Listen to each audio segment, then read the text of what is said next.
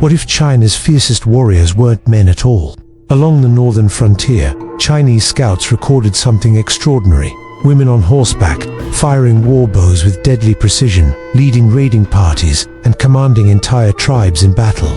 They fought beside their husbands, defended their communities, and defied every expectation China had about warfare. For centuries, historians dismissed these accounts as exaggeration or myth. But archaeology and deeper readings of Chinese texts reveal a shocking truth. The Amazons of ancient China were real, and their story was almost erased entirely from history. The first records appeared during the Warring States period, 475 to 221 BCE, as the early Chinese states struggled to defend against nomadic tribes from the north. The Xiongnu, one of the most formidable steppe confederations, were famous for their horsemanship. Chinese envoys and scouts reported that women rode with skill equal to men, wielded bows, and participated actively in combat. One chronicle even notes women leading flanking attacks, shooting 3 arrows in rapid succession from horseback, striking without fear. But the Amazons were not limited to the Xiongnu alone. In Central Asia, the Yuezhi and other nomadic tribe relied on women as political and military leaders. Queens managed diplomacy, commanded troops, and influenced tribal strategy. When the Han envoy Zhong Qian traveled west in the 2nd century BCE to explore alliances, he observed that some of the most important counselors were women, trained in both warfare and negotiation. But the northern steppe held the most legendary warriors of all.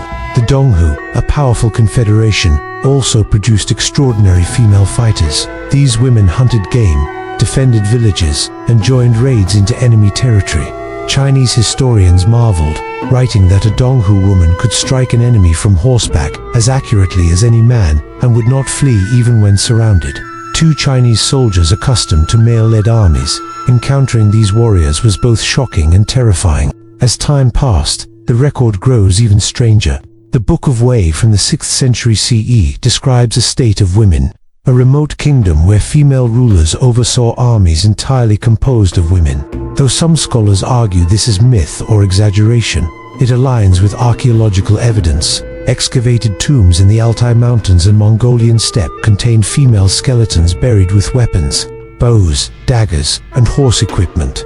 Analysis shows healed fractures and muscular development, indisputable signs of women who trained for combat from a young age. These were not ceremonial figures, they were fighters. Even within the Han dynasty, women occasionally took the battlefield. The Ban family, for example, produced women like Ban Shao, who was celebrated for intelligence and scholarship, and whose writings emphasized the strength and resourcefulness of women in Chinese society. While she did not lead armies herself, her historical accounts provide context for women's roles during military campaigns, showing that female participation, though limited, was acknowledged. Meanwhile, the influence of the northern nomads, Xiongnu, Donghu, Huzin, and Yuezhi, left lasting impacts on Chinese military strategy. The Chinese studied their cavalry, archery, and organizational skills, integrating some of these tactics into Han military practices. And where women had been frontline fighters in nomadic cultures, the Chinese noticed their effectiveness, though later dynasties suppressed female participation as society became more patriarchal. But what happened to these Amazons? As nomadic tribes fractured, migrated, or were absorbed into other groups, the once dominant female-led armies disappeared from historical records. The Xiongnu split into smaller tribes, the Donghu evolved into the Xianbai and Wuhuan, the Yuezhi moved west to form the Kushan Empire in modern Afghanistan, and China's dynasties became more rigid, codifying male-dominated military and political structures. Yet traces remain.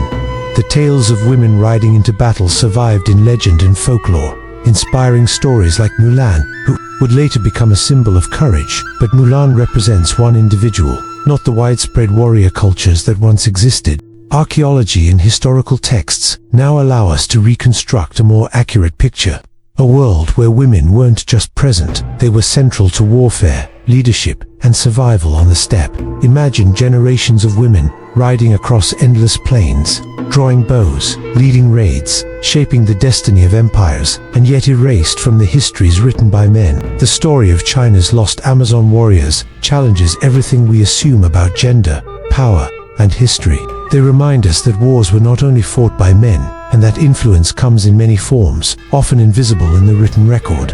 And while their names are mostly lost, their legacy endures, in bones buried in frozen soil, in weapons that survived centuries, in Chinese chronicles that hint at a reality so extraordinary it seemed impossible. For every empire, for every dynasty, history is written by the victors. But sometimes, the most remarkable stories, like the women who rode into battle and refused to be forgotten, resurfaced, revealing truths far stranger and more inspiring than legend.